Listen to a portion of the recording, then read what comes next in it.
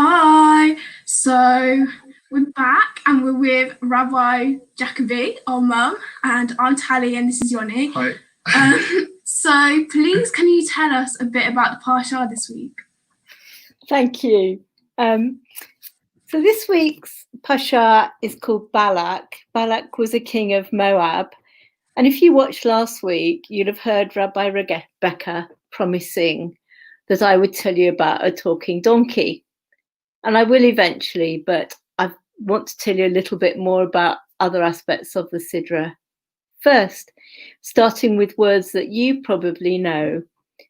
Ma tovu ohalecha Yaakov mishkanotecha Yisrael, which means how good are your tents, Jacob, and the places where you dwell, Israel. And they were said by a prophet who wasn't Jewish, he was Midianite, called Balaam, who was known for his great wisdom. So King Balak, who the Sidra is named after, asked Balaam to go and curse the Israelites because he thought that what he would say would have great power, and if he cursed the Israelites, they would be cursed.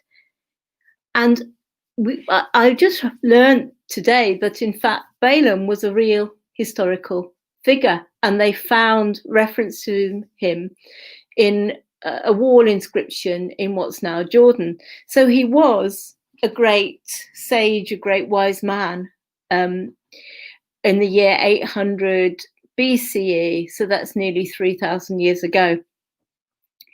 And so Balaam said, okay, but then God said to Balaam, no, you mustn't curse the Israelites. You've got to bless them.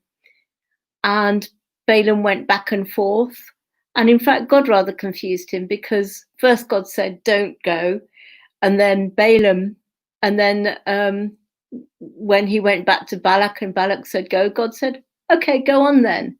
But you've only got to say what I want you to say. And that's where the ass came in, because Balaam set off early one morning, got on his ass and set off. And then they came to a very narrow place and there was an angel in front of the ass. But Balaam couldn't see the ass, only the donkey could see the angel. So the donkey tried to go aside, tried to avoid the angel. And Balaam got very angry with the donkey and he hit him. And he said, what are you doing? I wish I could kill you. It was really nasty to his donkey. But the donkey knew that he couldn't go forward, and this happened again, and they got to a vineyard and the angel was there and the donkey swerved aside and Balaam again wanted to hit his ass. And then finally we hear that the donkey started talking. And he said, look, there's an angel in front of you, and that's why I'm not going forward. And the angel was there, and Balaam finally could see the angel, and he realized that the donkey had seen something that he couldn't. So for me, this story tells us about somebody who is very intelligent, who knows lots, who's supposed to be very wise, but actually he's rather doesn't know how to do things properly, and he misses the obvious. And he couldn't see the angel in front of him, and he didn't know the way to go. It's a bit like some people you probably don't know, who know lots, have lots of information to hand, but don't really know how to treat others. Finally, Balaam does do the right thing though, and he goes and he blesses the people. He says the blessing that we just heard, that Ma tovu ohalecha Yaakov mishkanotecha Yisrael, how good are your tents? And he tells the Israelites that the nations round about them won't last, but Israel will, which in fact is something that turned out to be true, because as we know, nations like the Edomites and the Midianites and so on don't exist anymore, but the Jewish people did.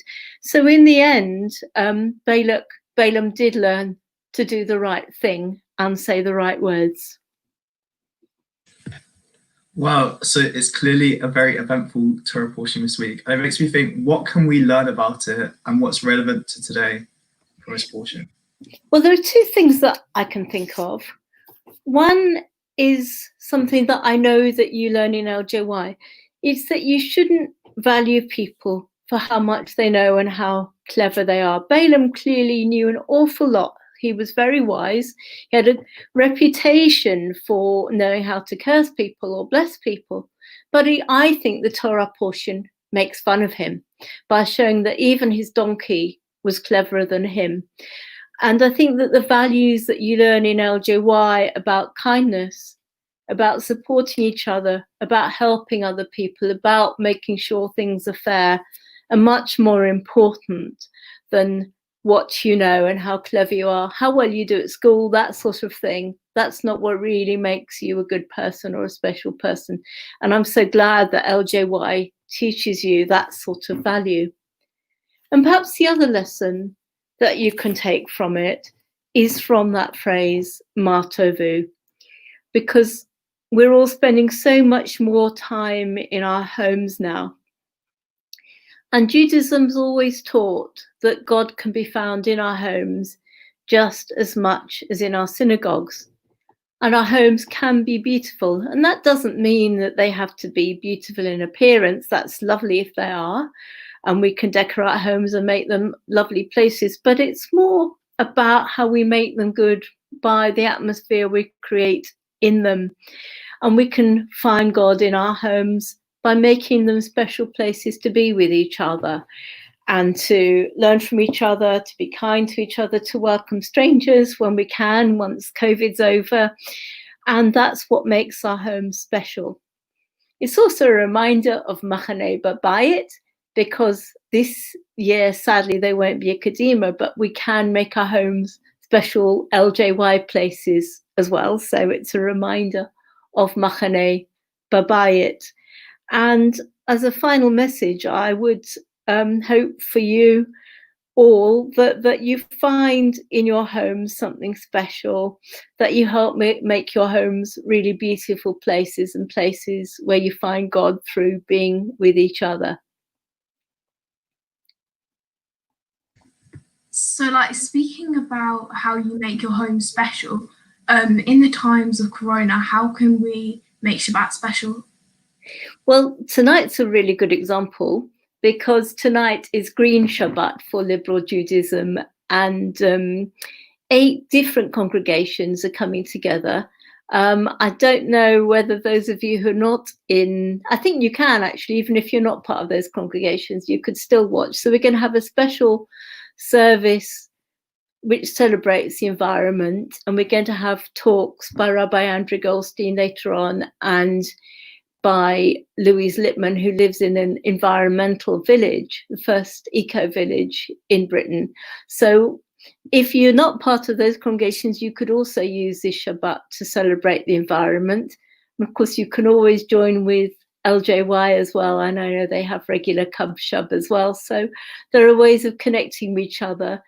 Although you might also want to think of it as making it a screen-free day as well, or just finding a special way to mark it so that it's different from all the other days of the week. Right, thanks so much. That was lovely. We're going to be back here, same time, same place next week with a mystery rabbi. But hopefully me and Tali will see you next week at... Hey, bye. I'm coming down.